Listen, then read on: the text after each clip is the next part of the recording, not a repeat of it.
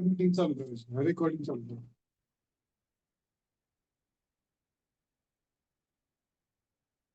Recording.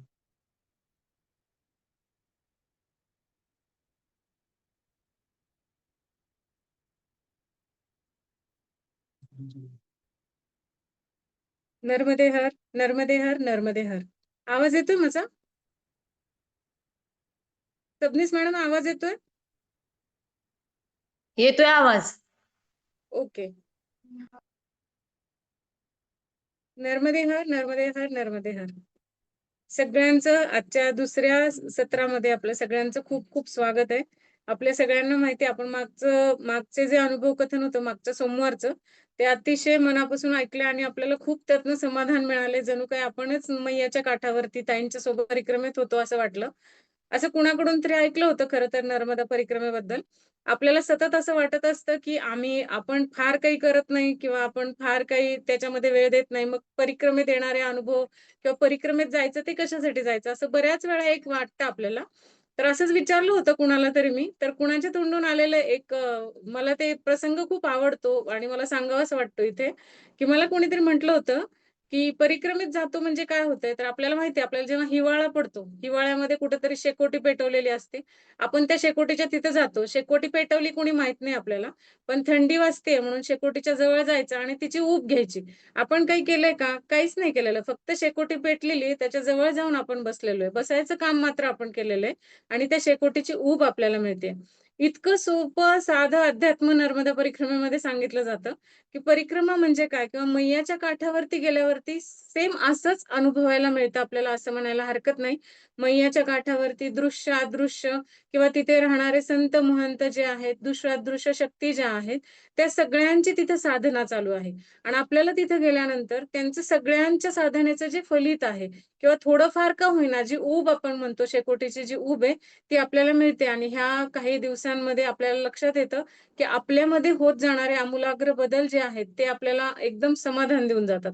तर मी फार वेळ घेणार नाही आजही तुमचा, कारण आज आपल्याला ताईंचे अनुभव तर ऐकायचे आहेतच, पण त्याचबरोबर त्यानंतर तुमच्या मनात जे काही प्रश्न आहेत, जे कुतूहल आहे, त्या सगळ्यांना सुद्धा ताई आपल्या सगळ्यांच्या प्रश्नांची उत्तरही देणार आहेत.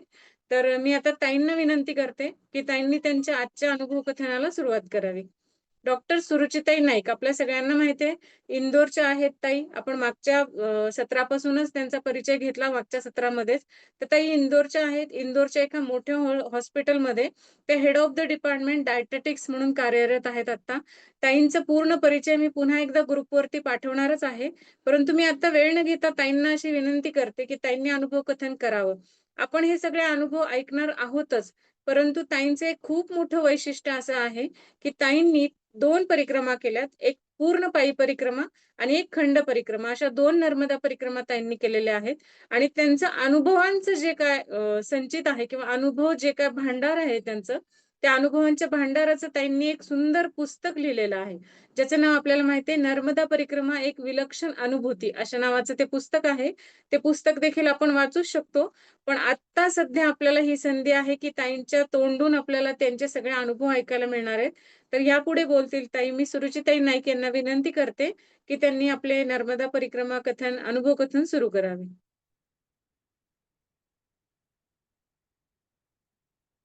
एक मिनिट. नर्मदे हर, नर्मदे हर, नर्मदे हर. आवाज ऐकू येतोय व्यवस्थित? हो, येतोय ताई. येतोय. पुनश्च एकदा नर्मदा परिक्रमा अनुभव कथन करण्याच्या आधी मैयाला आणि माझे सद्गुरू नाना महाराज यांना विनंती करेन, की माझ्या वाणीला कुठेही कधीही अहंकाराचा स्पर्श होऊ देऊ नका. हे जे काही मी आता सांगते हे निमित्त मात्र मी आहे, अनुभव तुमचे आहेत. ते तुम्हालाच सांभाळायचे आहेत आणि तुमची कृपा म्हणूनच ते तुमच्या भक्तांपर्यंत पोहोचतात आहेत. अनुभव कथनाला सुरुवात करूया. मागच्या वेळेला आपण जे अनुभव घेतले त्यापेक्षा वेगळे अनुभव यावेळेला. मला अनेक लोक असे प्रश्न विचारतात, की नर्मदा परिक्रमेत असे पॉझिटिव्हच अनुभव येतात का? काही निगेटिव्ह अनुभव येत नाहीत का? तर नकारात्मक किंवा सकारात्मक असं काही नसतं. अनुभव अनेक प्रकारचे येतात आणि त्या अनुभवातून आपल्याला जे काही शिकायला मिळतं, तो खरा आपला त्या अनुभवातला धडा असतो. पण काही विचित्र आणि वेगळे अनुभव सुद्धा नक्की येतात. अनेकांचा हा प्रश्न असतो, की असा काही अनुभव असेल तर आम्हाला जरूर सांगा. म्हणून एक चिखलदऱ्याचा अनुभव सांगते. चिखलदरा हे नर्मदा किनारी मध्य प्रदेशातलं स्थान आहे, जिथे मोठ्या महाराजांनी म्हणजे टेंबेस्वामी महाराजांनी चातुर्मास केला. आता त्या ठिकाणी झालं असं, यावेळेला माझ्यासोबत बाबा होते आणि मी आणि बाबा आम्ही चिखलदऱ्याला पोहोचलो परिक्रमा करता. तर फार सुंदर तिथे मंदिर आहे आणि अगदी जुन्या काळाचं मंदिर आहे. या मंदिराची विशेषता अशी, की हे मंदिर दरवर्षी पाण्याखाली जातं आणि पाणी सरलं, की पुन्हा वर येतं. आणि इथे टेंबेस्वामी महाराजांनी चातुर्मास केला म्हटल्यावर या मंदिरात राहण्याची संधी आणि मी नाना महाराजांची शिष्य म्हणजे टेंबेस्वामी महाराजांचे शिष्य नाना महाराज आणि नाना महाराजांची शिष्य मी. तर त्यामुळे मला अगदी विशेष चिखलदऱ्याच्या मंदिरात जायची खूप आधीपासून उत्सुकता होती. योगायोग असा होता, की काही वर्षांपूर्वी मला स्वप्नात हे मंदिर सतत सातत्यानं दिसायचं, पण त्यावेळेला मी कधी परिक्रमा करेन आणि याच मंदिरात मला जाता येईल, असं काही वाटलं नव्हतं. आम्ही त्या मंदिरात गेलो आणि त्यावेळेला तिथे जे देखरेख करतात त्यांना गावाला जायचं होतं आणि म्हणून त्यांनी म्हटलं, की ही किल्ली मी तुमच्या जवळ देतो मंदिराची. मंदिराच्या बाजूला एक छोटीशी खोली आहे. तिथे सगळं सामान ठेवलंय स्वयंपाकाचं. बाहेर चूल आहे आणि आता तुम्ही नानांच्या शिष्या म्हटल्यावरती 2 दिवस तुम्ही आजचा आणि उद्याचा असे 2 दिवस तुम्ही या मंदिराची साफ-सफाई पण तुम्ही करा आणि म्हणजे मी मंदिर तुमच्या स्वाधीन करतोय. तुम्ही तुमची साधना करा, पूजा-अर्चा तुमच्या पद्धतीने होऊ द्या, स्वयंपाक-पाणी तुम्ही करा आणि तुम्ही आहात इथे म्हटल्यावर आम्ही सुद्धा निश्चिंतपणे गावाला जाऊ शकू. आणि म्हटलं वाह! छान चांगली गोष्ट आहे. आम्ही साधारण दुपारी 1:30-2 वाजता जे तिथे पोहोचलो होतो, ते तिथेच थांबलो. त्यानंतर सकाळची पूजा झालेली होती. मंदिर झाडणं-पुसणं झालं. माझ्या आवडीप्रमाणे थोडाफार बदल करून, फार नाही पण थोडाफार दिवा स्वच्छ करून ठेवणं, असं सगळं करेपर्यंत संध्याकाळ झाली. संध्याकाळचं आमचं भोजन प्रसादी पण लवकर आटोपलं. आणि आता एक 6:00-6:30 झाले असतील. आमची पूजा-पाठ सगळं भोजन-प्रसादी सगळं 7:30 पर्यंत वगैरे आटोपून झालं होतं. आणि आता काय करायचं? तर आता जप करायचा. दुसरं परिक्रमेत तुम्हाला काही करण्यासारखंही नसतं आणि करायलाही नको. जप हा एकमेव असतो. आपली साधना ही एकमेव असते आणि त्या ठिकाणी जिथे टेंबेस्वामी महाराजांनी साधना केली आहे, त्या ठिकाणी तर जप झालाच पाहिजे. आणि असं म्हणून आम्ही आसनं लावले मंदिरातच. अगदी मूर्तीच्या समोरच, दत्त महाराजांच्या समोरच आम्ही आसनं लावले आणि भिंतीला टेकून आम्ही दोघं बसलो आणि आपापला जप करायला लागलो. एक काही वेळ झाल्यानंतर माझे डोळे बंद होते. माळ सुरू होती हातात. मी झोपलेली नव्हते. मी अजिबात झोपलेली नव्हते. माझा जप सुरू होता. बाबाचा जप त्याचा सुरू होता आणि अचानकपणे मला असं जाणवलं, की आपल्याला बहुधा बाहेरचं दिसतंय बंद डोळ्यांनी. दिसतंय तर दिसतंय. जप करताना आलेले विचार तसेच सोडून द्यायचे असतात किंवा त्यांना प्रयत्नपूर्वक असे दूर सारायचे असतात, असं ऐकलेलं असल्यामुळे नेहमीचा प्रयत्न तोच, की लक्ष सगळं जपात असलं पाहिजे आणि म्हणून मी थोडंसं दुर्लक्ष केलं. पण मी दुर्लक्ष केल्यानंतरही ते विचार काही जाईत ना. आता ते विचार होते का ते प्रत्यक्ष होतं ते माहीत नाही. पण माझ्या डोळ्यासमोर असा हिरव्या रंगाचा एक धूर असा साचायला लागला आणि त्या धुरातून एक जर्जर म्हातारी बाई, तिचा चेहरा समोर आला. तिच्या भुवयांचे केस गेलेले होते. अत्यंत जास्त सुरकुत्या तिच्या चेहऱ्यावर होत्या. मला तिचा जो चेहरा दिसत होता, तो मला असा इथपर्यंत असा दिसत होता आणि अ, तिच्या सगळ्या गळ्याच्या हिरव्या नसा मला दिसत होत्या. तिच्या अ, ओठाच्या वर उजव्या बाजूला एक तीळ होता, तोही मला स्पष्ट दिसत होता. तिचं चरचरीत नाक होतं, गोरा रंग होता. अतिशय बोलके डोळे होते आणि पांढरे आणि कुरळे केस तिचे होते आणि ती विवस्त्र अवस्थेत होती आणि ती मला म्हणत होती, की "मला वाचव, मला वाचव, माझी मदत कर."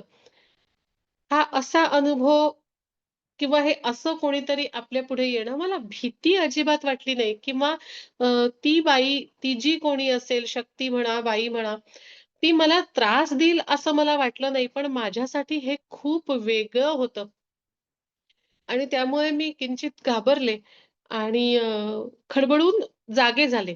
म्हणजे आता एक नक्की होतं, की मी झोपलेली नव्हते. पण होती ती परिस्थिती समोर दत्त महाराज आहे. मी परत नमस्कार केला आणि काहीतरी विचार मनात आले असतील असं समजून मी पुन्हा जप करायला लागले. त्यानंतर अगदी 15च मिनिटात पुन्हा माझ्या डोळ्यासमोर हिरवा असा शेवाळी हिरवा असा धूर साचू लागला आणि त्या धुरात या वेळेला एक 15-16 वर्षांचा मुलगा मला दिसला. तोही विवस्त्र अवस्थेत होता आणि गुडघ्यावर हात ठेवून असा अ, मान खाली करून बसला होता. त्यांनी एक कटाक्ष वर टाकला त्यावेळेला मला लक्षात आलं, की तो रडतोय आणि तो अत्यंत दुःखी आहे. मात्र माझ्या अजून एक गोष्ट लक्षात आली ती अशी, की या मुलाचे जे नाकीडोळी आहेत किंवा या मुलाचे जे हावभाव आहेत किंवा हा जो मुलगा आहे आणि आधीची जी आजी माझ्या डोळ्यासमोर आली होती, ते दोघं एकच तर नाही, इतकं वाटावं इतकं त्या दोघांमध्ये साम्य होतं दिसण्यामध्ये.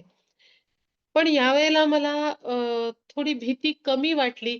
कदाचित माझं सगळं आयुष्य, बऱ्यापैकी आयुष्य लहान मुलांना शिकवण्यात गेलं म्हणून की काय माहिती नाही. आणि मी त्याला विचारलं, तोंडाने, शब्दांनी विचारलं नाही, माझ्या मनात तसा विचार आला आणि मी त्याला म्हटलं, "काय रे, काय झालं?" तर तो मला म्हणाला, की "मला वाचवा ना, मला वाचवा." आणि असं म्हणून त्यांनी माझ्याकडे पाठ केली. त्याच्या पाठीवर आतले अवयव कोरलेले होते आणि ते सगळे रक्तानी माखलेले होते आणि त्याला अत्यंत पीडा होत असल्याचं माझ्या लक्षात आलं.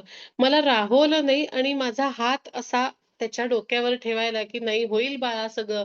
असं म्हणण्यासाठी मी माझा जपमाळ असलेला हात असा उंचावला आणि त्या धुरामध्ये माझा हात गेला आणि त्यावेळेला इतकं प्रचंड थंड ते वातावरण होतं, की अगदी बर्फापेक्षाही थंड, की माझा हात असा खाडकन गळून पडला की काय, असं वाटायला लागलं. खांद्यामध्ये प्रचंड वेदना झाल्या. काही समजेना काय होतंय आणि त्या वेदनेतून मी जोरात किंचाळले, ओरडले आणि समोरचं सगळं दृश्य हे संपून गेलं. आणि माझ्या ओरडण्याने बाबा जागा झाला आणि म्हणाला, "काय झालं?" आता मात्र मला समजतच नव्हतं काय होतंय. भीती निश्चित वाटत नव्हती. मी निश्चितपणे झोपलेले नव्हते. माझं हे स्वप्न नव्हतं. कारण कदाचित आधीचं स्वप्न आहे असं म्हटलं तर ते मोडल्यानंतर लगेचच 10 ते 15 मिनिटात इतकी गाढ झोप लागणं शक्य नाही आणि पुन्हा एकदा त्या मुलाच्या स्वरूपात हे सगळं मला समोर दिसत होतं. मी बाबाला सगळं सांगितलं आणि मला खूप अस्वस्थ व्हायला लागलं, की हे काहीतरी भयंकर आहे. त्या आजीची सुद्धा पीडा काहीतरी भयंकर असली पाहिजे आणि त्या मुलाची सुद्धा पीडा काहीतरी भयंकर असली पाहिजे आणि हे असे लोक माझ्यापाशी का येतात आहेत? मला काही समजेना, पण बाबांनी माझ्या डोक्यावरती हात ठेवला, रामरक्षा म्हटली आणि त्यानंतर मात्र मला रात्रभर झोप लागली नाही. किंबहुना दुसऱ्या दिवशी तिथे असेपर्यंत या दोघांचा वावर माझ्या आजूबाजूला आहे, हे मला प्रकर्षाने जाणवत होतं. पुन्हा एकदा सांगते, अजिबात भीती वाटत नव्हती किंवा ही दोघं जण मला त्रास द्यायला आलेली आहेत, असं कुठेही जाणवत नव्हतं. तरी सुद्धा आम्ही आमचं दुपारचं सगळं आटोपून पुढच्या प्रवासाला निघालो आणि त्यानंतर मात्र ती दोघं जण मला परत दिसली नाहीत. मात्र मला अस्वस्थता कायम वाटत राहिली, की असं काय आपल्याला असा अनुभव आपल्या आयुष्यात पहिल्यांदा आपल्याला आलाय. हे नक्की काय आहे बाबा? आणि सगळ्यात महत्त्वाचं म्हणजे, की इथे चिखलदऱ्याच्या मंदिरात जिथे टेंबे स्वामी महाराजांनी चातुर्मास केलेला आहे, अशा ठिकाणी ह्या शक्ती आपल्याला कशा दिसतात? आतापर्यंत मला हे नक्की कळलं होतं, की ह्या कोणीतरी परायोनीतल्या व्यक्ती आहेत, ज्या आपल्यापर्यंत आल्यात. आणि ही अस्वस्थता माझी कायम होती. मात्र त्रास मला काही झाला नाही. त्यानंतर पुढे अनेक दिवसांनी बाकानेर नावाच्या ठिकाणी मी गेले. 15-1 दिवसांनी असेल कदाचित. आणि तिथे एक अत्यंत म्हातारे असे साधू होते. त्यांचं नाव लालपुरी बाबा. तर ह्या लालपुरी बाबांना मी घडलेला प्रकार सगळा सांगितला. मला त्यांना सांगावासा वाटला आणि ते म्हणाले, "बस, इसमें क्या डरना? कोई बात नहीं, आज शाम को आ जाओ, बैठो मेरे पास." संध्याकाळी त्यांनी मला दिवा लावायला सांगितला तुपाच्या वातीचा आणि म्हणाले, की "आपको गीता का 15वां अध्याय आता है?" लहानपणापासून 12वां-15वां अध्याय पाठ असल्यामुळे मी म्हटलं, की "हाँ, आता है, लेकिन मैं रोज नहीं बोलती, तो हो सकता है थोड़ा-सा बीच में याद नहीं आएगा." "कोई बात नहीं, ये किताब लो, उन दोनों को याद करो और ये 15वां अध्याय जो है वो पढ़ो और आज के बाद हर रोज वो 15वां अध्याय तुम पढ़ोगी। बस तुमको इतना ही करना है, शाम को दिया बत्ती करो, उनको याद करो और ये अध्याय पढ़ो." त्या दिवशी मी तो अध्याय वाचला आणि मला अत्यंत शांत वाटायला लागलं. मग मी त्यांना विचारलं, की "बाबा ऐसा क्या हुआ?" तर त्यांनी सांगितलं, की देखो माताजी ऐसा है, आप नर्मदा परिक्रमा में हो.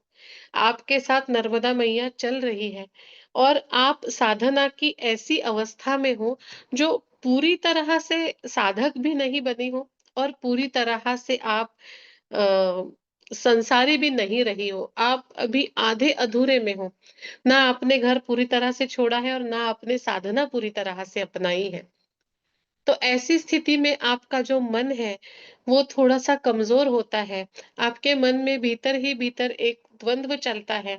आपको आपकी साधना की तरफ जाना होता है, लेकिन आपकी ज़िम्मेदारियाँ भी आपको एक तरफ खींच रही होती हैं। ये जो मन की अवस्था होती है, ये जो साधक की अवस्था होती है, ये बड़ी कमज़ोर अवस्था होती है और ये अवस्था परायोनि के लोगों को आपसे मिलने के लिए बहुत सुलभ होती है। आप एक ऐसी कच्ची अवस्था में होते हो कि वो आपके मन के ऊपर किसी भी तरह से कब्जा कर सकते हैं। लेकिन ये जो 2 आपके सामने आए हैं, उनका आपके पास आने का उद्देश आपको तकलीफ देने का नाही था आणि हे मला कळलं होतं.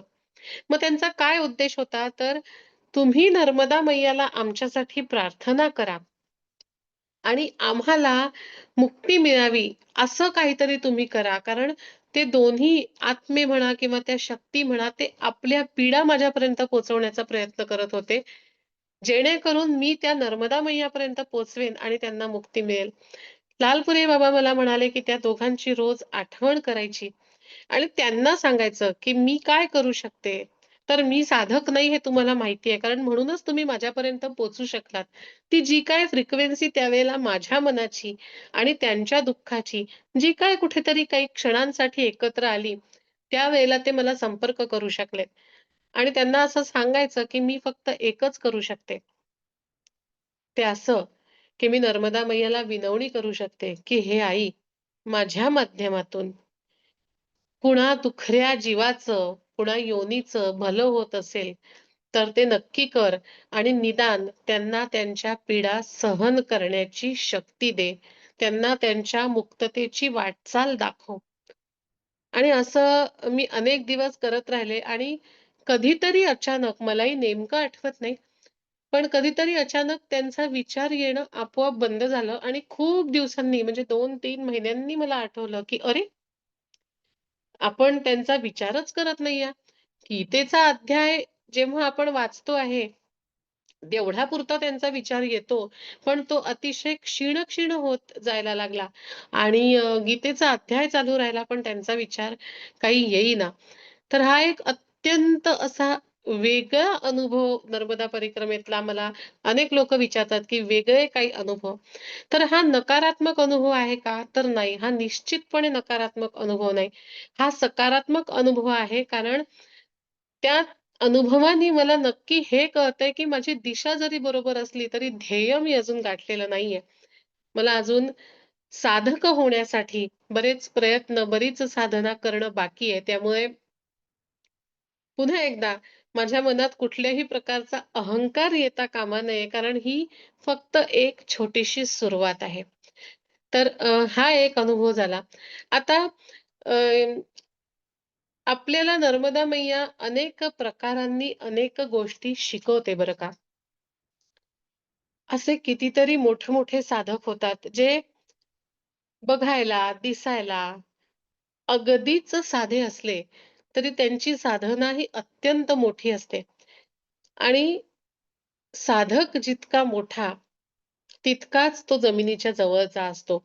तितकाच तो डाउन टू अर्थ असतो. हे मला शिकवलं, हे मला सांगितलं होशंगाबाद जवळ सांडिया घाट म्हणून एक जागा आहे. तिथल्या एका मैयानी. त्यांचं नाव मुंबईवाली मैया. मी आणि बाबा जात असताना आम्ही मराठी बोलत होतो आपसात. तर तिथे एक शेतकरी होता काम करत शेतामध्ये आणि त्यांनी आमची भाषा ऐकली आणि तो म्हणाला, "अरे! आप तो मुंबई से हो, आप तो मुंबई से हो." मराठी, "हाँ, हाँ, हाँ, वो महाराष्ट्र में तो आता है. आप चलो, आप तो मुंबई वाली मैया से मिलो ही." मुंबई वाली मैया कौन है? नहीं, नहीं, नहीं, नहीं, आपको तो उनके यहाँ रहना ही पड़ेगा. असं म्हणत आग्रहाने त्या म्हाताऱ्या बाबाजींनी आम्हाला मुंबईवाली मैयाच्या कुटीमध्ये नेलं. या मुंबईवाली मैया आम्ही जेव्हा गेलो, तर दार उघडं होतं. एक मूर्ती होती त्यांच्या खोलीत आणि त्या मूर्तीच्या समोर बसून त्या ध्यानस्थपणे बसलेल्या होत्या मूर्तीच्या समोर. अत्यंत सात्विक चेहरा, अ, छान गोरा रंग, कुरळे केस, सौंदर्य सात्विकतेचं असावं आणि पांढऱ्या वस्त्रामध्ये त्या मैया बसल्या होत्या. एक 10 मिनिटांनी मैयाने डोळे उघडले, आमचं स्वागत केलं आणि छान शुद्ध मराठीमध्ये बोलल्या, "या, या, बसा, बसा." आणि काय कुठलं चौकशी झाली आणि मग विचारपूस करता-करता, "मैया तुम्ही इतकं छान मराठी बोलता. तुम्ही मुंबईवाली मैया, मग तुम्ही मुंबईहून इथे कशा आल्या?" असा एक स्वाभाविक प्रश्न मी त्यांना विचारला. तर त्या म्हणाल्या, "नहीं, नहीं, वैसे तो मैं मराठी नहीं हूँ, मी गुजराती आहे. पण मुंबईत राहिल्यामुळे मला मराठी व्यवस्थित बोलता येतं आणि इथे मी आले ते परिक्रमेत." म्हणलं, "अच्छा 3 वर्षाची परिक्रमा केली का?" तर म्हणल्या, "12 वर्षाची परिक्रमा." तर 12 वर्षाची परिक्रमा? कशी परिक्रमा? तर मुंबईवाले मैया यांनी आपल्या संपूर्ण परिवारासोबत स्थान परिक्रमा केली. स्थान परिक्रमा म्हणजे काय? की एका स्थानावरून दुसऱ्या स्थानावर जायचं, तिथे वर्षभर थांबायचं आणि एका स्थानावरून दुसऱ्या स्थानावर जाताना मात्र काहीही घेऊन जायचं नाही. म्हणजे दरवर्षी नवा संसार, दरवर्षी नवीन जागा. 2 मुलींना घेऊन त्यांनी 12 वर्षाची ही स्थान परिक्रमा केली आणि त्यातले त्यांचे नियम इतके कठीण होते. त्यांचे नियम असे होते, की पैसा नावाच्या गोष्टीला हातही लावायचा नाही. आजही मुंबईवाली मैया पैसा नावाच्या गोष्टीला हात लावत नाहीत. अहो, मग मुलींची शिक्षण तुमच्या ती कशी झाली?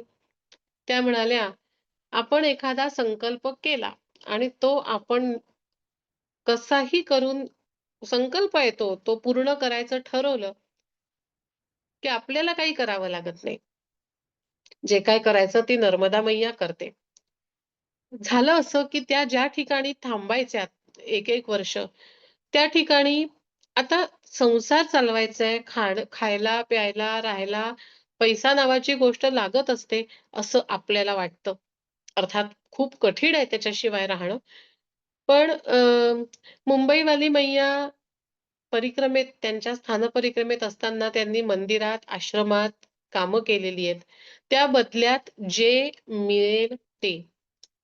त्या बदल्यात, मोबदल्यात जे समोरचा देईल ते. आपण काहीही न मागता जे मिळेल त्यात आनंदाने संसार केलाय. मैया म्हणाल्या, "आम्ही अनेक वर्ष झाडाखाली राहिलोय.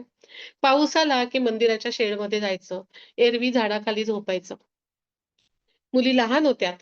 तर एकदा त्या सूर्यकुंड तिथे असताना, तिथे एक मंदिरात एक शिक्षक यायचे.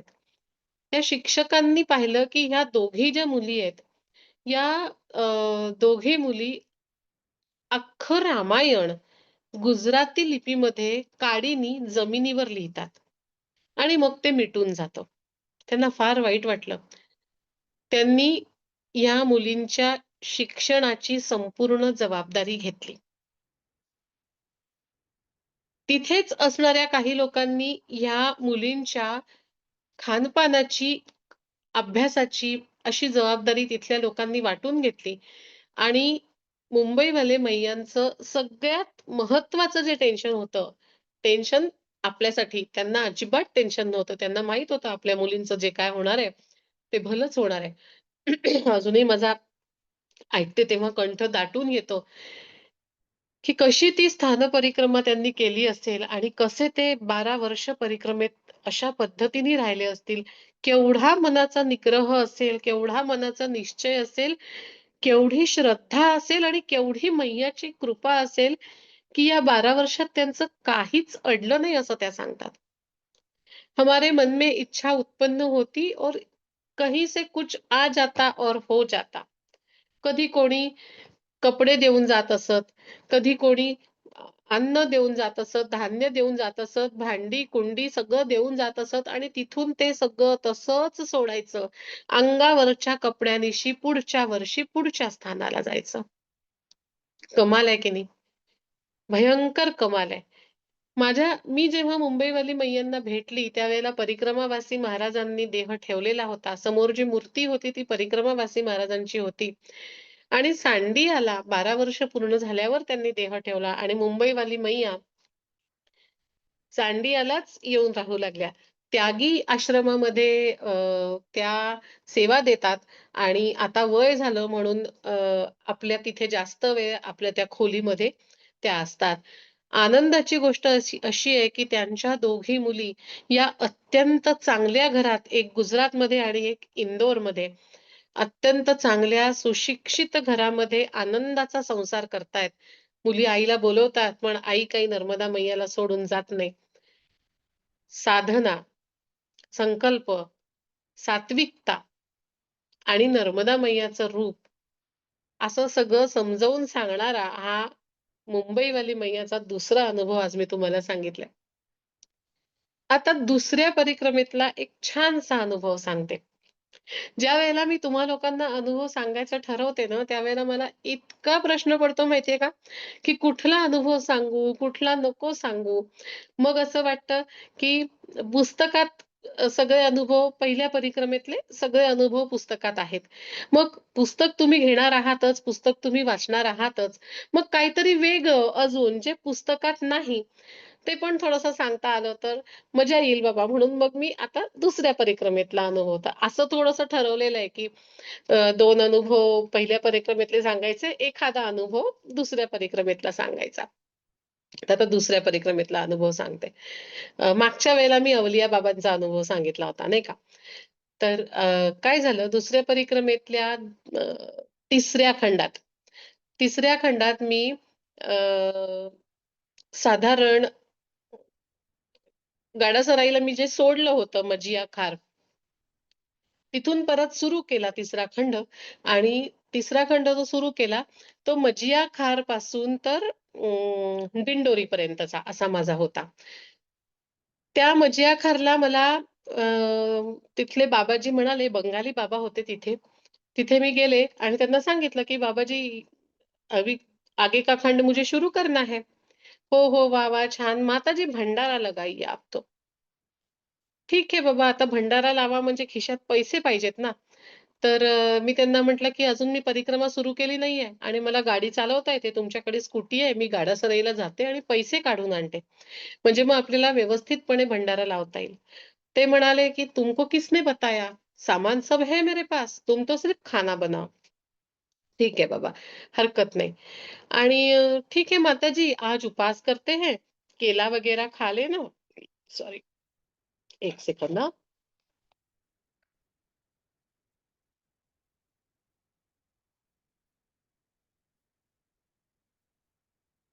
केला वगैरह आप खा लेना और हम तैयारी में ही लग जाते हैं और ऐसा करते हैं कल का दोपहर का भंडारा रखते हैं. ठीक आहे बाबाजी.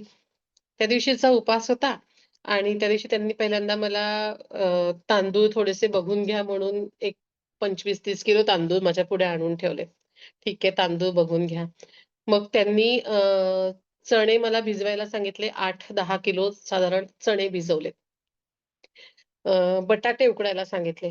म्हणे माताजी बस अभी प्रसाद की तैयारी बाकी है और पूरी की तैयारी बाकी है. 8 किलो रवा त्यांनी मला भाजायला लावला. माताजी भंडारा आपको करना है, सारा काम आप ही को करना पड़ेगा हाँ, ये तो मैं बोल रहा हूँ. 8 किलो मोठी कढई होती, त्याच्यात एकत्र 8 किलो रवा भाजायचा होता. तो एवढा मोठा सराटा अगदी आपण नाव हलवताना जो सुकाणू चालवतो ना, त्याप्रमाणे तो सराटा मी असा चालवून कसाबसा तो रवा भाजला. मग संध्याकाळ तोपर्यंत झाली होती. म्हणे माताजी आप तो हलवा बना ही लो, कोई दिक्कत नहीं है. मग त्याच्यामध्ये साखर आणि दूध घालून तो परतवायचा एवढा 8 किलो. तो माझे हात अक्षरशः वळून आलेत. पण ते म्हणाले, "माताजी भंडारा आपको लगाना है. बस अभी तो क्या सिर्फ पूरी बाकी है." आता पुरी बाकी आहे म्हणजे मला वाटलं, की आता एवढ्या पुऱ्या आहेत, तर त्या तरी तळायला किंवा लाटायला गावातल्या व्यक्ती येतील किंवा कणिक भिजवायला किंवा मदत करायला काहीतरी. कसलं काय अन् कसलं काय त्यांनी माझ्यासमोर 50 किलोचं पोतं आणून ठेवलं कणकेचं. माताजी लगाव आटा. 7:30-8 झाले होते. त्यांनी त्या शिऱ्याचा मैयाला नैवेद्य दाखवला आणि मोठी परात घेतली आणि त्याच्यामध्ये असं 1.5-1.5, 2-2 किलो आणि मी आपण घरी भिजवतो तसं असं बचकन पाणी टाकलं. "अहं, माताजी, ये आप आटा भिगो रहे हो, आपको आटा लगाना है, ऐसे नहीं." फिर कैसे? मग पहिले थोडं पाणी शिंपडून सगळी कणिक थोडी अशी गोळे करून ठेवायची. मग एक गोळा घ्यायचा, पुन्हा थोडं पाणी टाकून भिजवायचा, पुन्हा वेगळा ठेवायचा, मग पुन्हा एक गोळा घ्यायचा, मग तो मळायचा, पुन्हा वेगळे गोळे ठेवायचे, मग पुन्हा घ्यायचं, मग त्याला तेल लावायचं. असं करत रात्री 1:30 वाजेपर्यंत 50 किलो आटा लावणं झालं. मी आता अक्षरशः संपली होती. तरी सुद्धा त्याच्यानंतर दुसऱ्या दिवशी पुऱ्या तळायच्या वेळेला मात्र सकाळी त्यांना माझी दया आली आणि त्यांनी गावातल्या बायका बोलवल्या. बरं हे इथवर थांबतं का? हे इथवर थांबत नाही. मग गावात भंडारा म्हणजे आजूबाजूच्या सगळ्या गावचे लोकं येतात जेवायला. त्या सगळ्यांना मी जेवायला वाढायचं. त्याच्यानंतर प्राणी तिथे असलेले कुत्रे, गाई, बकरी, नर्मदा मैयाला जाऊन वेगळा नैवेद्य दाखवायचा. मग त्यात असलेल्या माशांना जाऊन वेगळा नैवेद्य दाखवायचा. मग त्यात असलेल्या कासवांना जाऊन वेगळा नैवेद्य दाखवायचा. मग शेतात असलेल्या किड्या-माकोड्यांना जाऊन वेगळा नैवेद्य दाखवायचा. मग गच्चीवर जाऊन तिथल्या पक्ष्यांसाठी वेगळा नैवेद्य दाखवायचा. मग रस्त्यांच्या कडेकडेला जे किडे-माकोडे असतात त्यांच्यासाठी वेगळा नैवेद्य दाखवायचा आणि हा प्रत्येक नैवेद्य प्रत्येक वेळेला वेगळ्या चक्रेमध्ये घेऊन जायचा. हुश्श! मी पार थकून गेले. पण त्यानंतर त्यांनी माझी इतकी सेवा केली, की पुढचा 1 दिवस मी तिथेच थांबले. या 3-4 दिवसात झालं असं, की तिथे एक कुत्री होती आणि ती कुत्री माझ्या खूप जवळची होऊन गेली. माझ्यासोबत राहायची आणि परिक्रमेला पुढे खंड पूर्ण करण्यासाठी मी जेव्हा निघाले, तेव्हा नर्मदा मैयाला मी म्हटलं, की "आता इथून पुढे थोडासा जंगलाचा भाग आहे. भीती म्हणून नाही, पण तू सोबत अस माझ्या, कुठल्याही स्वरूपात अस."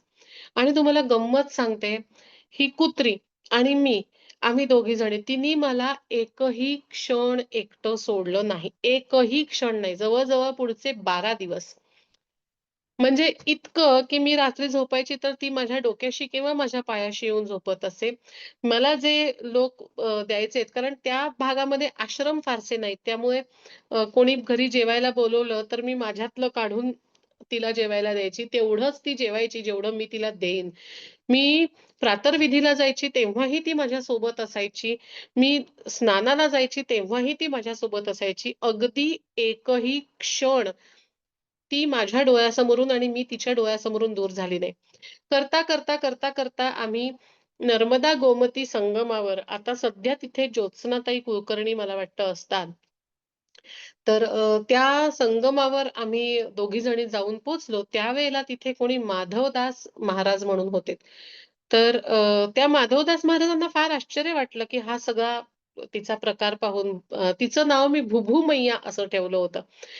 आणि त्या भुभुमय्याचं इतकं माझ्या सोबत राहणं पाहून त्यांना खूप आश्चर्य वाटलं आणि ते त्या भुभुमय्याला म्हणायला लागले की अरे भूभू मैया, माताजी की तो खंड परिक्रमा है, तुमको कहाँ इंदौर लेके जाएगी माताजी, तुम एक काम करो, तुम यहीं रह जाओ.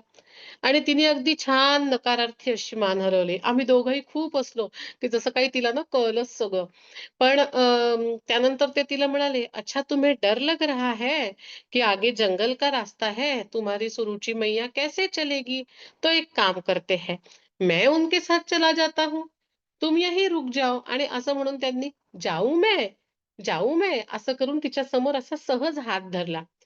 आणि आश्चर्य सांगते तुम्हाला, त्या भुवुमय्यानी आपला पंजा उचलला आणि त्यांच्या हातात दिला. जणू काही माझी जबाबदारी तिने दिली. पण हे आम्हाला तेव्हा जाणवलं नाही. आम्ही तेव्हाही खूप हसलो. आणि मग आपलं पूजापाठ, भोजन प्रसादी सगळं झाल्यावरती आसन लावलं. रात्री 12 वाजता हे महाराज बाथरूमला जायला उठले होते, तेव्हा त्यांनी भुवुमय्याला माझ्या पायाशी पाहिलं होतं. आणि सकाळी 4 वाजता ते उठले तेव्हा भुवुमय्या नव्हती. त्यांना वाटलं आसपास कुठेतरी गेली असेल. त्यांनी 4:30 पर्यंत वाट पाहिली आणि मला आवाज दिला, "सुरुची मैया, तुम्हारी भुवुमय्या कहाँ गई?" मी पण तिला शोधायला लागले, बघायला लागले. ती काही कुठे सापडेना. अहो कुठेच सापडेना. मला फार वाईट वाटायला लागलं, भीती वाटायला लागली, काळजी वाटायला लागली आणि असं वाटायला लागलं, की आपण तिच्याकडे लक्ष नाही दिलं.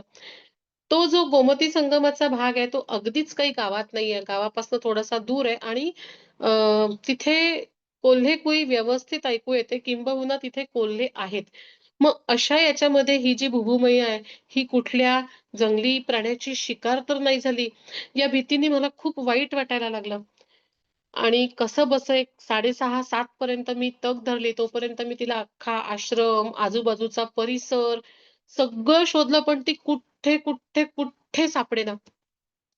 आणि मग मी त्या मजिया खालच्या बंगाली बाबांना फोन केला आणि मी ढसढसा रडायला लागले आणि त्यांची माफी मागायला लागले, की "बाबाजी, मैं नहीं ध्यान दे सकी आपकी बुबू मैया का, आपकी कुतिया का मैं ध्यान नहीं दे सकी.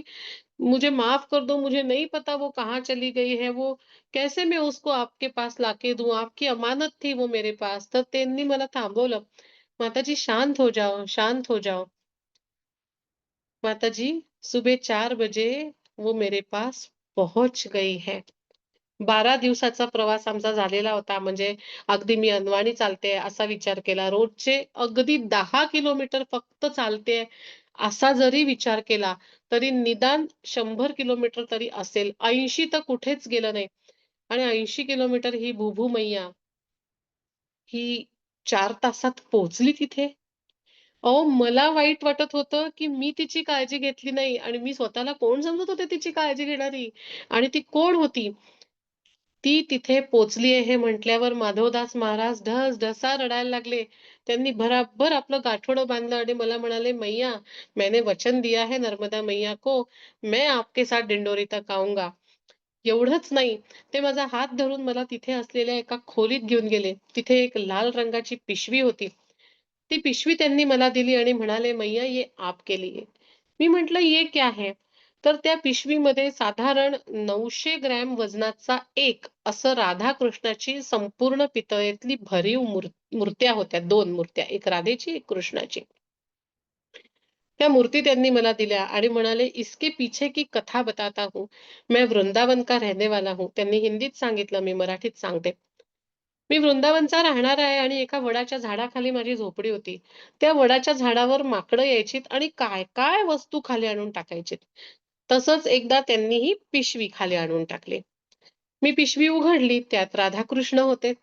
मी म्हटलं, की यांना आपण बाबा देवळात देऊन येऊ. कारण मी मूर्ती उपासक नाही, मी मूर्तीपूजा करत नाही. तर त्यामुळे मला यांचं काही काम नाही म्हणून मी मंदिरात त्या दोन्ही मूर्त्या मंदिरात नेऊन दिल्या. त्यानंतर 7च दिवसात मला पुजारीजींनी त्या मूर्त्या परत न्यायला सांगितल्या. का तर म्हणे, "ये कान्हा जी को यहाँ रहना ही नहीं है. ये जो कान्हा जी है, ये बार-बार गिर जाते हैं. कितनी बार उनको उठा के रखूँ, ये गिर जाते हैं. तो महाराज जी आप आपके पास ही रखो." आता राधाकृष्णाच्या मूर्ती तिथे राहायला तयार नाही. म्हटलं देऊ कोणाला तरी असं म्हणून योग्य व्यक्ती सापडली की तिला देऊ असं म्हणून मी त्या माझ्याजवळ ठेवल्या. मग मी परिक्रमेला निघालो. तेव्हाही मी त्या कोणाला दिल्या नाही. मी माझ्या बॅगमध्ये तशाच ठेवल्या. तर या राधाकृष्णांनी माझ्यासोबत परिक्रमा पण केली आहे.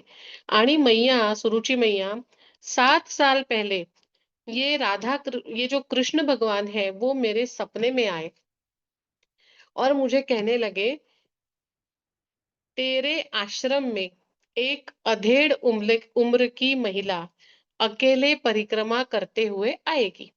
तुझ्या आश्रमात एक अर्धवट वयाची स्त्री एकटी परिक्रमा करत करत येईल आणि तुला विश्वास बसेल की त्या स्त्रीसोबत नर्मदा मैया स्वतः चालत आहे. अशा स्त्रीच्या हाती मला सोपव. मैया जी 7 साल हो गए, कई महिलाएं आई, कई अकेली भी आई, लेकिन तुम पहली महिला हो जिसके साथ नर्मदा मैया चल रही है. ये मुझे विश्वास हो गया. ये राधा कृष्ण की जो मूर्तियां है वो आपके लिए. आजही त्या राधा कृष्णाच्या मूर्ती आपल्याकडे आहेत. आपले 9:15-9:20 झालेले आहेत. ठरल्याप्रमाणे आपल्याला प्रश्न उत्तरांसाठी वेळ हवाय. कविताताई, आपण इथे थांबूयात का? नाही, अजून 10 मिनिटं सांगू शकता ताई तुम्ही, तसं काही नाही. आणि 9:30ला करू शकतो आपण 10-15 मिनिटांसाठी. चालेल, चालेल. चालेल, हा. चालेल, चालेल, चालेल. हरकत नाही, हरकत नाही. अगदी हरकत नाही. तर असे असे वेगवेगळ्या प्रकारचे वेगवेगळे अनुभव. आता हे कुठे माझ्या नशिबात हे वृंदावनचे राधा कान्हा माझ्याकडे कसे आले, काय आले, ही संपूर्णपणे नर्मदा मैयाची कृपा असते. पण नर्मदा मैयाला आपल्याला काय द्यायचंय हे जितकं महत्वाचं असतं, तितकंच आपण काय स्वीकारायचं आहे हे सुद्धा ती ठरवते.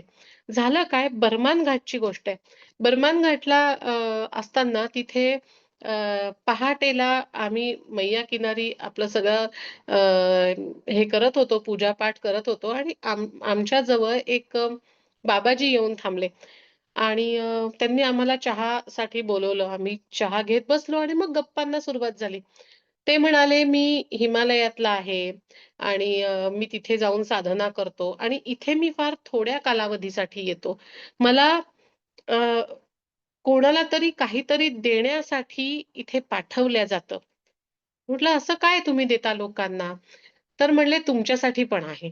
मी म्हटलं, "माझ्यासाठी काय आहे?" तर त्यांनी काहीतरी एक पुडी मला दिली आणि त्याच्यामध्ये ना असे लांब-लांब पुंगळ्या होत्या एका झाडाच्या सालाच्या आणि मला म्हणाले, की "ये आपके लिए है. ये ऐसी चीज है, आप जो मांगोगी, जो भी मांगोगी, वो आपको तुरंत हाजिर करके देगा." म्हटलं, "ऐसे कैसे पॉसिबल है? असं काही शक्य नाही." तर म्हणे की "नहीं, नहीं, ये आप ही के लिए है." मी म्हटलं, "नहीं, मुझे विश्वास नहीं है और मुझे चाहिए भी नहीं है." तर म्हणले की "मैया जी, आपके लिए किसी ने भेजा है तो इसका अपमान मत करो, इसका स्वीकार करो." ठीक आहे बुवा, कोणीतरी काहीतरी दिलंय म्हणून मी ते माझ्याजवळ घेतलं. गंमत सांगते तुम्हाला, ते माझ्याजवळ घेतल्यापासून पुढचे 4 तास मी इतकी बेचैन होती, इतकी बेचैन होती. एक मन म्हणत होतं, ह्या गोष्टीची गरज आहे? काय मागायचंय तुला? काय मागणार आहेस तू? तू जे काय मागशील, ते कुणाच्या तरी नशिबाचं तुझ्या नशिबात येऊन पडणार. म्हणजे तू कर्मांचं ओझं वाढवणार आहेस. मग कसं काय करायचं? तुला हे करायचंय का? नाही करायचंय. मग आता कोणीतरी ते पाठवलंय आणि त्यांचा अपमान होऊ नये. मग मी याचं काय करू? मग मी त्या बाबाजींना परत द्यायला गेली. ते म्हणाले, "मैंने आपको एक बार दे दिया. अब दे दिया. अब तो ये आप ही के पास रहेगा." इतकं ओझं वाटायला लागलं, इतकं ओझं वाटायला लागलं, काही कळेना काय करावं. मी ते घेतलं आणि नर्मदा मैयाच्या पात्रात सोडलं. म्हटलं, "आई मला नको. तू देते तेवढं मला पुरेसं आहे. हे मला नकोच. या उपरही ते जर तू परत माझ्याकडे पाठवलं, तर मी स्वीकार करेल. नाहीतर मी स्वीकार करणार नाही. कारण मला याची आवश्यकता नाही. मी मागायचंच असेल तर या जे काही पुडी आहे, साल आहे, त्यांना एकच मागेल, की नर्मदा मैया तू माझ्यासोबत कायम राहा. यापुढे मला दुसरं काही नको." आणि मी ते सोडलं नर्मदा मैयाच्या पात्रात आणि ते असं दूर, दूर, दूर, दूर, दूर, दूर ते निघून जायला लागलं. जसं-जसं ते दूर-दूर निघून जायला लागलं ना, तसं तसं माझ्या मनावरचा ताण हळूहळू हळूहळू हळूहळू कमी व्हायला लागला. आणि त्यानंतर मला फणफणून ताप चढला आणि त्या तापात असताना मला एक स्वप्न पडलं आणि त्या स्वप्नामध्ये साक्षात नर्मदा मैया येऊन म्हणाली, "पास झालीस, पास झालीस. तुझी परीक्षा होती ही आणि ही परीक्षा तू पास झाली." तर सांगण्याचा उद्देश हा, की आपल्याला काय मिळतंय, हे सुद्धा तीच ठरवत असते. आपण काय घ्यायला पाहिजे, आपण काय घ्यायला नको आणि आपलं लेकरू ह्या निरक्षीर विवेकात उतरतंय का? त्याला समजतंय का? याची पडताळणी करणं हे सुद्धा तीच करत असते. मला तर असं कायम वाटत असतं, की वयाच्या 38व्या वर्षी माझ्याकडनं मैयानी परिक्रमा करून घेतली आणि मला असं कायम वाटत असतं, की ह्या मुलीला अनेक गोष्टी समजत नाहीत आणि त्या तिला समजावून सांगाव्या यासाठी माझ्याकडनं तिने परिक्रमा करून घेतली. काय होतं 38 माझं वय होतं ज्यावेळेला मी पहिल्या परिक्रमेला सुरुवात केली. तर ह्या वयामध्ये अनेक अपेक्षा असतात, आसक्ती असतात, इच्छा असतात आणि त्या नैसर्गिक आहेत. आपण काही कोणी साधू संत नाही, की आपल्याला जन्मतःच आपल्याला विरक्ती येईल असे लोकं विरळा. आपण त्यातले नाही. आणि मग त्यावेळेला मला असं फार वाटायचं, की आपल्याकडे आपलं घर असावं, आपली गाडी असावी, आपलं अमुक असावं आणि सतत काळजी वाटायची. पुढे कसं होईल? आपल्याला पेन्शन नाही, आपल्याला सरकारी नोकरी नाही. सेव्हिंग कसं होईल? मुलगा एकुलता एक आहे. तो त्याचं करेल म्हातारपणी, आपल्या म्हातारपणी का आपलं करेल? त्याच्या तरुणपणी त्याचं सगळं तो करेल. काय करायचं? कसं करायचं? परिक्रमेला जायच्या आधी, काही वर्षाआधी अशा प्रकारची काळजी मला सुद्धा होती, जी सगळ्यांना असते. आणि परिक्रमेत मला त्याचं इतकं सुंदर उत्तर मिळालं मी सांगते. परिक्रमेत मला एक बाबाजी भेटलेत. बर्मांच्याच पुढची गोष्ट आहे म्हणून मला हा अनुभव पटकन आठवला. अं, बाबाजी भेटले म्हटल्यावर छान आपले पांढरे वस्त्र, परिक्रमावासी, दाढी वाढलेली. आमच्या नर्मदे हर, नर्मदे हर झालं, सोबत चहा झाला. त्यांना विचारलं, "कहाँ की मूर्ती बाबाजी?" "यही की नर्मदा खंड की." "अच्छा, तो कब से परिक्रमा में हो?" "हाँ, बहुत दिन हो गए माताजी."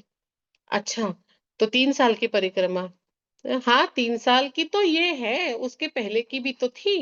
अच्छा मतलब 3 साल के पहले मतलब दूसरी परिक्रमा है आपकी? नहीं, नहीं दूसरी नहीं है। दूसरी नहीं है, अब कितनी परिक्रमाएँ हुई पता नहीं। मतलब? क्योंकि उसके पहले भी तो थी। म्हणजे हे बाबाजी जे आहेत 3 परिक्रमा पायी करतात आहेत. मी त्यांना विचारलं, "थोड़ा विस्तार से बताइए ना बाबा जी, मुझे कुछ समझ में नहीं आ रहा है."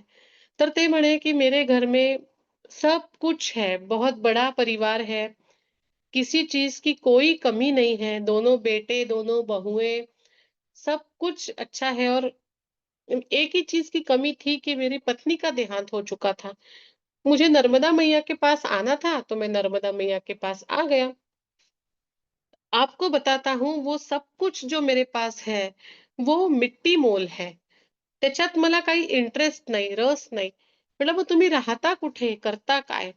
तर त्यावेळेला त्यांनी मला सांगितलं, की गेले 19 वर्ष 19 हं.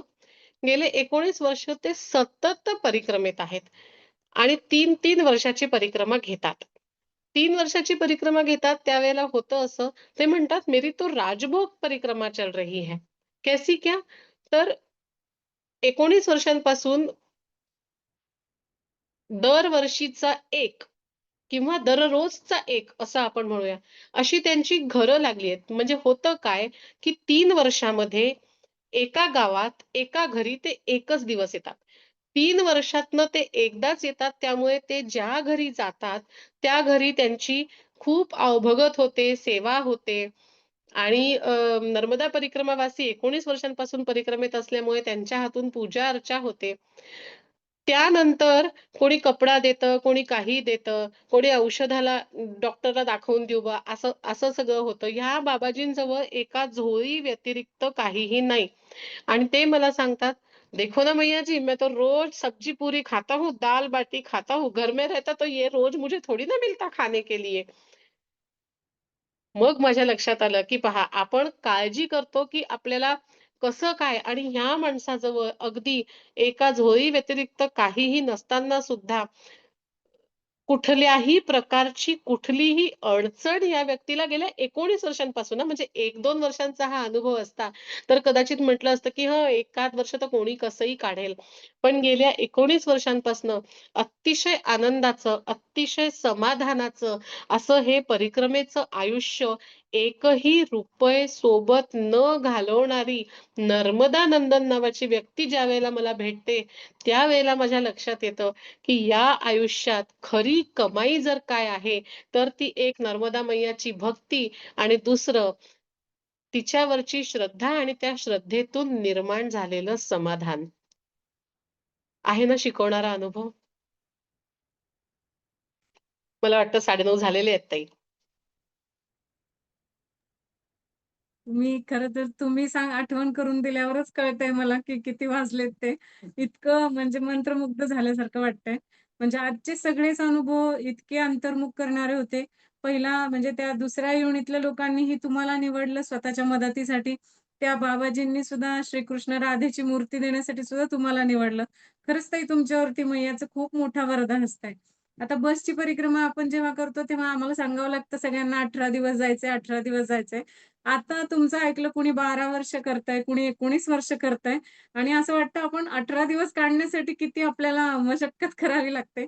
काय ती श्रद्धा असेल त्याला खरंच नतमस्तक आहे ताई, खरंच नतमस्तक आहे. खूप सुंदर वाटतंय. आता मला सगळ्यांना विनंती करायची आहे, की ज्यांना प्रश्न विचारायचे आहेत आत्ता ताईंना, कुणाच्या मनामध्ये काय प्रश्न असतील, त्यांनी हँड रेज करा तुमचा, म्हणजे तुम्हाला मी अनम्यूट करते. म्हणजे एकदम गोंधळ होणार नाही आणि ताईंना प्रत्येकाला विचारता येईल. 1 मिनिट हां. श्रेयाताई मी तुम्हाला अनम्यूट करते. करते. आवाज येतोय माझा? हो, येतोय श्रेयाताई. तुमचं नाव आणि गाव सांगा आणि प्रश्न विचारा तुमचा. हां. मी श्रेया देवरे. मी नाशिकची आहे. सगळ्यात ओके. पहिले तर सगळ्यांना नर्मदे हर. हां, नर्मदे हर ताई. दरमध्ये मला हं. विचारायचंय की आपण आता अ, अ, जे फिमेल आहेत, जे आपण महिला आहोत, तर परिक्रमा करताना आपला जो मासिक धर्म आहे, तर ते कसं आपण ताई करू शकतो? ते 4 दिवस कसं मॅनेज करायचं? बरोबर. अं, हा प्रश्न अगदी, अगदी विचारल्याच जातो आणि याचं उत्तर पण अगदी खूप साधं आहे. त्यावेळेला आपण मैयामध्ये स्पर्श न करता जर तुम्ही कुठे थांबू शकत असाल 4 दिवस तर तिथे थांबणं योग्य आहे. पण मला अडचण अशी आली, की मध्य प्रदेशात असताना गुजरातमध्ये मी थांबले होते. पण मध्य प्रदेशात अतिशय गरीब क्षेत्र असल्यामुळे 4 दिवस आपण एखाद्या घरी थांबलो, तर त्या परिवाराला आपलं ओझं होईल. बरेचदा इतकी वाईट परिस्थिती, आर्थिक परिस्थिती तिथल्या लोकांची असते. मग त्यावेळेला मी अ, मला मी कोणाला सोबत असतील तर किंवा कुठे ज्यांच्याकडे थांबली असेल त्यांना म्हणायचे, की माझी जी मैया आहे, कमरेला लावतो आपण ती, तर ती तुम्ही काढून माझ्या बॅगमध्ये अगदी खालच्या बाजूला कुठेतरी ठेवा आणि तिला व्यवस्थित मी एक डब्बा ठेवला होता प्लास्टिकचा, की जेणेकरून लागोलाग होऊ नये म्हणून आणि त्यांना सांगायचे, की ते तसं तुम्ही ठेवा आणि मी मात्र साधारण 2-3 महिने तरी मी चालले आणि फक्त मी मैयामध्ये स्पर्श केला नाही, पूजापाठ केलं नाही आणि आश्रमांमध्ये किंवा देवळात थांबले नाही.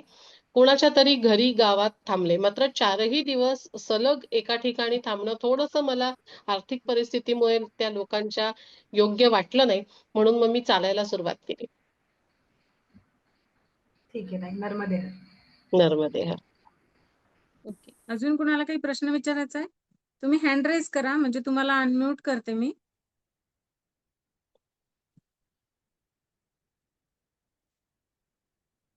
कोणाला काही प्रश्न विचारायचा आहे अजून?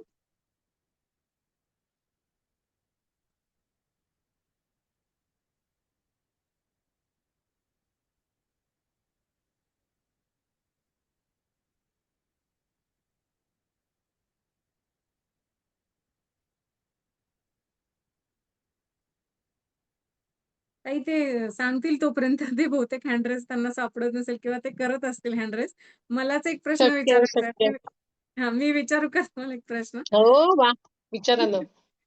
तुम्हाला जी राधाकृष्णाची मूर्ती तुम्हाला त्या बाबाजींकडून मिळालेली आहे, तर त्याचं दर्शन आम्हाला होऊ शकेल का? म्हणजे आता ऑनलाईन अगदी मीटिंग. पुढच्या सोमवारी त्याचं दर्शन मी तुम्हाला करवते. मी अरे त्यांचा वाह! फोटो काढून ठेवते किंवा मी ग्रुपवरती पण तो फोटो शेअर करते. अच्छा. Okay, okay. चालेल, चालेल. 1 मिनिट हां, ताई पुढचं कोणीतरी आहे. हां, हो, बोला ताई. हां. ताई नमस्कार. मी स्मिता ठाकरे नमस्कार. आहे. नमस्कार. सध्या मी अमेरिकेतून बोलत आहे तुमच्याशी. इथूनच मी आपला क्लास अटेंड करते आहे. तर अशीच माझ्या मनामध्ये इच्छा आली होती, की आपण पण नर्मदा परिक्रमा करावी. परंतु चालावं किती लागेल? आता माझं वय सध्या 60 वर्ष आहे. तर तिथे चालावं किती लागतं? हा माझा एक प्रश्न होता, की माझ्याच्याने चालवणं होणार किंवा नाही? अ, 60 वर्ष वयाच्या अनेक लोकांनी परिक्रमा पायी केलेली आहे. पण प्रत्येकाची तब्येत पाहता साधारण आपण एक विचार केला तर एक 5 महिन्यात परिक्रमा पूर्ण करायची म्हणजे एक 25-30 कधी 25 कधी 30 ऑन एंड एव्हरेज आपण 25-30 किलोमीटर म्हणूयात.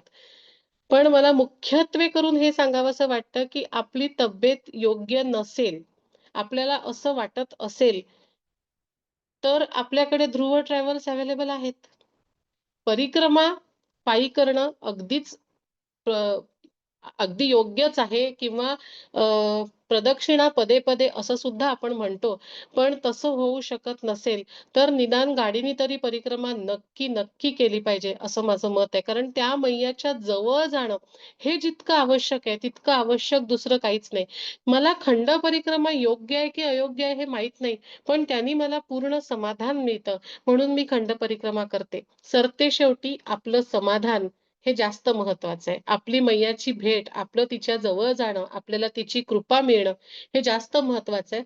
आपल्या आजकालच्या धकाधकीच्या जीवनामध्ये, व्यवसायामध्ये आपल्याला तेवढा वेळ काढणं शक्य होत नाही किंवा तब्येतीमुळे आपल्याला तेवढं चालणं शक्य होत नाही आणि म्हणूनच बस परिक्रमेचा अ, हा जो एक मार्ग मिळालेला आहे, मला वाटतं तो खूप सुयोग्य मार्ग आहे. आपण दोन्हीचा विचार करू शकतो.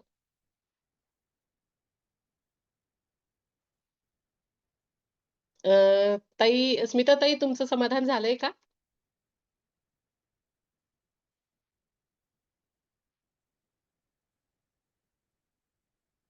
हां, हां. मला अनम्यूट नव्हतं केलं तुम्ही. समाधान झालं माझं. मी बसने नक्कीच नर्मदा परिक्रमा करेल. Thank you. नर्मदे. नर्मदे हर. मी देवयानी लाटकर. मला विचारायचं होतं हे 3 वर्ष 3 महिने 13 दिवस असं का बरं आहे? नर्मदा परिक्रमा अशी मुख्य असं म्हणतात ना 3 वर्ष 3 महिने आणि हो, 13 हो, दिवस हो, करायची असते वगैरे. तर ते हो. त्याच्याबद्दल थोडीशी माहिती. अ, मार्कंडेय ऋषींनी जी मोठी परिक्रमा केली त्याचं संक्षिप्त रूप म्हणून 3 वर्ष 3 महिने 13 दिवस आहे आणि यात महत्त्व जे आहे ते चातुर्मासाला आहे. या 3 वर्षामध्ये जे 3 चातुर्मास येतात ते 1 वर्ष होतं. कारण 4-4 महिन्याचे असतात त्यामुळे ते 1 वर्ष होतं. याचबरोबर प्रत्येक ठिकाणचं एक महत्त्व आहे. जसं कुंभेश्वरला 3 दिवस निवासाचं महत्त्व आहे, असं प्रत्येक ठिकाणचं कुठे 1 दिवस, कुठे 3 दिवस. तर या सगळ्याची जर आपण टोटल केली तर ते 3 वर्ष 3 महिने 13 दिवस अशी येते. त्या महात्म्यांनुसार की कुठे-कुठे, किती-किती दिवस थांबणं आवश्यक आहे. म्हणून हे 3 वर्ष 3 महिने 13 दिवस आहे. अच्छा. धन्यवाद ताई. नर्मदे हर.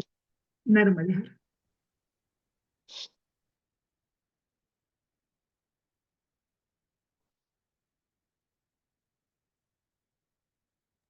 वर्षाताईंना आपण अनम्यूट करूया. 1 मिनिट हां.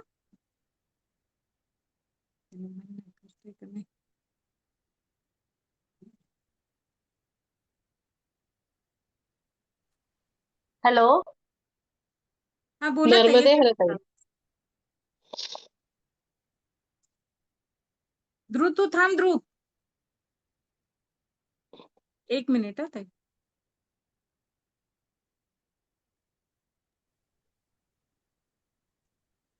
हां. वर्षाताई आता बोला तुम्ही. हां. मी पुण्यातून बोलत आहे. मी आतापर्यंत खूप नर्मदे परिक्रमेवरची पुस्तकं वाचली आणि डॉक्टर चितळे यांची पण परिक्रमा ऑनलाईन मी बघितलेली आहे. आणि मागच्या सोमवारी मला ऐकायची इच्छा होती, पण मला जमलं नाही. पण यावेळी मात्र मी सुरुचिताईंची ऐकली परिक्रमा आणि जे काय अनुभव होते त्यांचे, तो त्यांचं पुस्तक मला वाचायला आवडेल, कारण मला वाचनाची आवड आहे. सो आणि परिक्रमेचे अनुभव इतके छान होते त्यांचे, की असं वाटलं की आपणच ती करत आहोत आणि थोडंसं भरून आलं ऐकता ऐकता. जसे ते त्यांचे अनुभव सांगत होते त्या भुवूचे वगैरे तेव्हा, तर खूपच सुंदर त्यांनी कथन केलंय. आणि पुस्तक फक्त कुठे अवेलेबल होईल पुण्यात, तेवढं मला कळलं तर बरं होईल. धन्यवाद. पुस्तकं सध्या माझ्याकडे आहेत. गंमत अशी झाली ताई की पहिली आवृत्ती आपण 16 मार्चला काढली आणि 18 मार्चला ती संपली आणि दुसरी आवृत्ती आपण अरे. त्यानंतर लगेच काढली आणि त्याची आता फार थोडे पुस्तकं शिल्लक असल्यामुळे मला कुठे ते ठेवणं हे याची संधीच मिळाली नाही. त्यामुळे सध्या माझ्याकडे पुस्तकं आहेत अवेलेबल. तुम्ही मला व्हॉट्सअपवरती मेसेज पाठवा आणि तसं मी तुम्हाला हो, कळवू चालेल. शकेन. माझा हो, नंबर चालेल. धन्यवाद. तुम्हाला मिळेल, इथे ग्रुपमध्ये आहेच माझा नंबर. आणि ठीक. शिवाय कविताताई पुन्हा एकदा नंबर माझा शेअर करतीलच, काही प्रश्नच नाही. हो. हो, खूप खूप धन्यवाद. बरं वाटलं बोलून.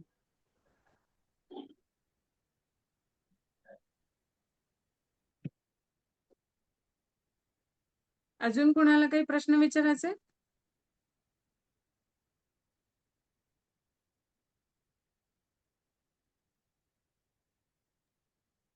सॉरी, परत एकदा विचार.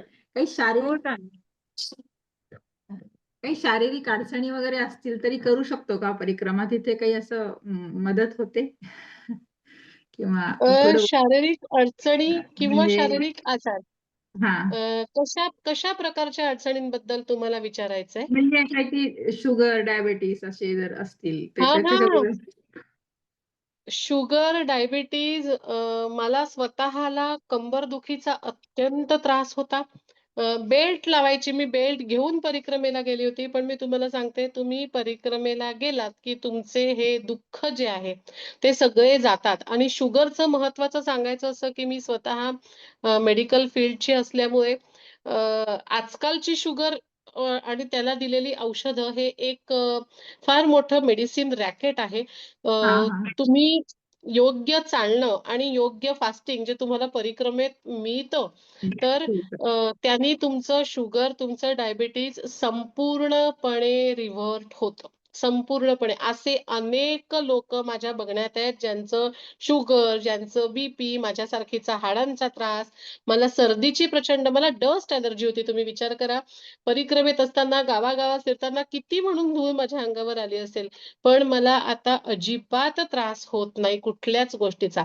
त्यामुळे आजार किंवा अशा काही गोष्टींना तुम्ही बिलकुल दुर्लक्षित करा. तुम्ही तिच्या पायाशी सगळं नेऊन सोडा आणि फक्त एक संकल्प ठेवा की मला करायचंय. एक छोटंसं मला 2 व्यक्ती भेटल्या होत्या, त्यांच्याबद्दल सांगते.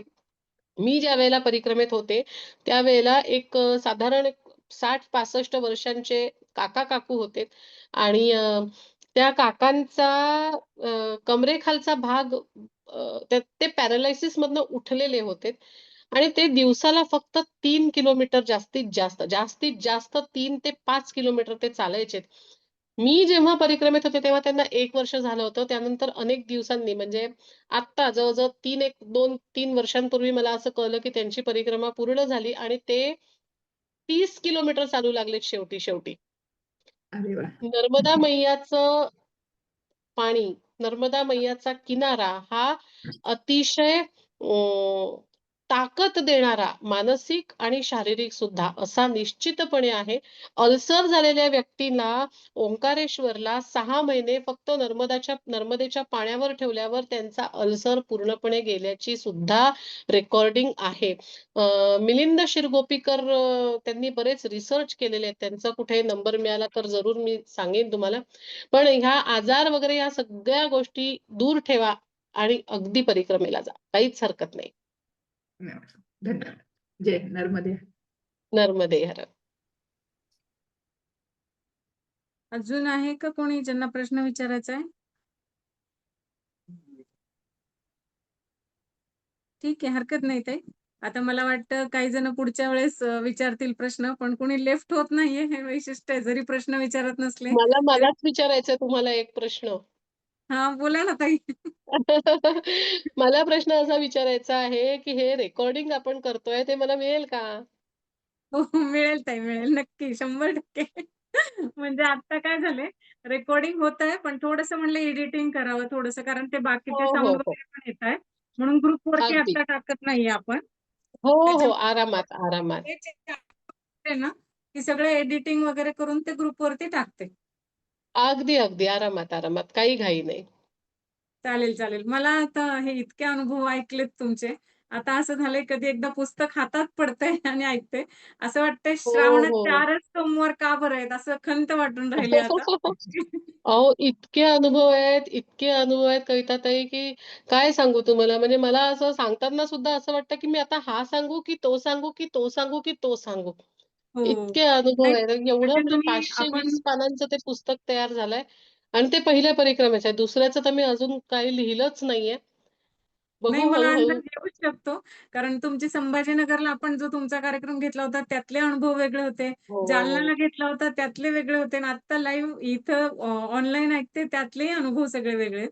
त्याच्यामुळे असं सगळे झालंय की अजून वेगळे-वेगळे. काय-काय किती ऐकायला मिळणार आहे, कसं होणार प्रचंड, आहे. प्रचंड अनुभव आहेत. अगदी. खूप छान. ताई फक्त आता आपण असं करूया, आता ग्रुपवरती तुमचा पुन्हा एकदा नंबर टाकते. कारण बऱ्याच जणांचा आता मेसेज हो. आलाय चॅटमध्ये, की पुस्तक हवंय त्यांना. तर नंबर टाकते हो. म्हणजे ते तुम्हाला WhatsApp करून कॉन्टॅक्ट करू शकतील. अगदी, अगदी, अगदी. जरूर, जरूर. 1 मिनिट हां ताई, कोणीतरी प्रश्न विचारतंय बहुतेक. हो, हो. अगदी. चालेल. 1 मिनिट हां, आहे एक जण त्यांना अनम्यूट करते मी. हो. ध्रुव करतोय ना? हां, केलं. विचारू शकता. तुमचं नाव आणि तुम्ही कुठून आहेत ते सांगा आणि विचारा ताईंना प्रश्न. नर्मदे हर माताजी. मी प्रमिला जाधव बारामतीहून बोलते. मला असं अरे! विचारायचं होतं की प्रमिलाताई ओळखलं मी तुम्हाला. नर्मदे हर. तुम्ही नर्मदे फोन हर केलाय मला वाटतं आधी. अ, मला आठवत नाहीये. हं. मला असं विचारायचं होतं की एकदा परिक्रमा केली की 3 वेळा करावी लागते असं असतं का, म्हणजे असं काय? असं काही नाही. असं काही नाही. असं सगळे म्हणतात की 3दा करावी परिक्रमा. नाही, नाही. असं काही नाही. आम्ही आम्ही कविता ताईंच्या बरोबरच केली बसमधून. आता वय वाह, माझं वाह! पण 63 आहे आणि वाह, थोडे वाह! फिजिकल प्रॉब्लेम आहेत त्यामुळे कविताताईंबरोबर तुम्ही परिक्रमा केली. त्याच्यामुळे पण ध्रुव ट्रॅव्हल्सची व्यवस्था आणि तुम्हाला ते जे ठिकाणं दाखवतात ते जेव्हा पहिल्यांदा मी भेटले होते कविताताई आणि किरणदादांना, त्यावेळेला त्यांनी मला जे दिलं होतं कागद त्यांच्या परिक्रमेचा नाशिकला कार्यक्रम झाला होता.